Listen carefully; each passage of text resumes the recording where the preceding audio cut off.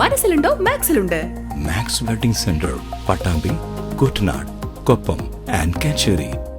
നവീകരണം പൂർത്തിയായ കൊപ്പം പഞ്ചായത്തിലെ പുതുമനത്തുരുത്ത് റോഡിന്റെയും കോളനിയുടെയും ഉദ്ഘാടനം നടന്നു.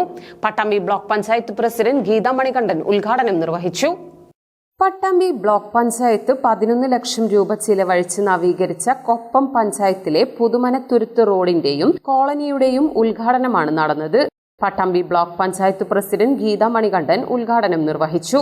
പട്ടാമ്പി ബ്ലോക്ക് പഞ്ചായത്തിന്റെ വിവിധ വാർഡുകളിലായിട്ട് SC ഫണ്ടുകൾ ഉപയോഗിച്ചുകൊണ്ട് ഇങ്ങനെ SC കോളനികൾ നവീകരിച്ചും റോഡ് നവീകരിച്ചുകൊണ്ട് ഒരുപാട് പദ്ധതികൾ നമ്മൾ ഈ ഭരണസമിതി വന്നതിൻ്റെ ശേഷം ചെയ്തിട്ടുണ്ട്. അതൊക്കെ SCക്ക് ഒരു പ്രാധാന്യം നൽകിക്കൊണ്ട് തന്നെയാണ് നമ്മൾ ഈ ഭരണസമിതി പോയിക്കൊണ്ടിരിക്കുന്നത്. കൊപ്പം പഞ്ചായത്ത് പ്രസിഡന്റ് T ഉണ്ണികൃഷ്ണൻ അധ്യക്ഷത വഹിച്ചു.